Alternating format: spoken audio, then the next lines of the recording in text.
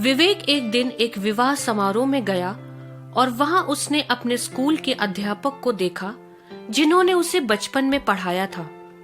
विवेक खुशी से उनके पास जाता है और पूछता है, नमस्ते सर, क्या आपने मुझे पहचाना?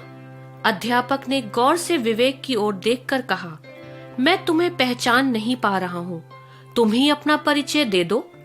विवेक ने कहा, मैं आपका छात्र हूँ सर, आपने मुझे कक्षा 7 में पढ़ाया था।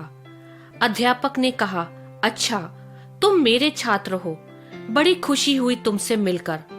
अच्छा बताओ, आजकल क्या कर रहे हो? सर, मैं भी एक अध्यापक हूँ और मेरे अध्यापक बनने में आपका बहुत बड़ा योगदान है। मैं आप ही के कारण अध्यापक बना। आपने मेरे जीवन को पूरी तरह बदल डाला। मैं भी चाहता हूँ कि मैं औरों के जीवन में बदलाव को ला सकूं, इसलिए मैं भी एक अध्यापक ही बना। अध्यापक ने कहा, मैं कुछ समझा नहीं, कैसे मैं तुम्हारे जीवन में एक बदलाव लाने वाला बना?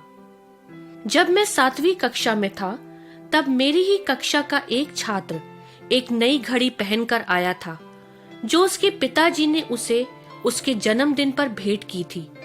मेरी भी इच्छा हुई कि मैं उसी की तरह एक घड़ी खरीद लूं, लेकिन मेरे पास पैसे नहीं थे, इसलिए मैंने उसकी घड़ी को चोरी करने का मन बनाया। खेल कूद वाले पीरियड में वो अपनी घड़ी को अपने बैग में रखकर खेलने चला गया और मैंने उसकी घड़ी चुराकर अपने जेब में रख ली। जब वो वापस आया तो उसे घड़ी नहीं मिली और तभी आपने कक्षा में प्रवेश किया और उसने घड़ी की चोरी के बारे में आपको बताया। आपने तुरंत कक्षा का दरवाजा बंद किया और सभी छात्रों को अपनी अपनी आंखें बंद करने को कहा।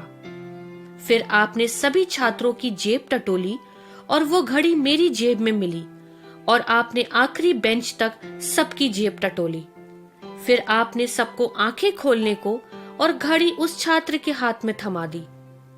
आपने मेरे बारे में किसी से कुछ भी नहीं कहा और ना ही आपने कभी मुझसे इसका जिक्र किया। आपने मेरी बेइज्जती नहीं होने दी और मेरे आत्मसम्मान का ख्याल रखा।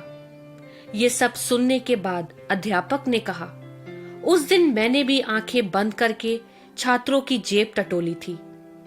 बाइबल में लिखा है, विरोध या झूठी बड़ाई के लिए कुछ ना करो, पर दीनता से एक दूसरे को अपने से अच्छा समझो।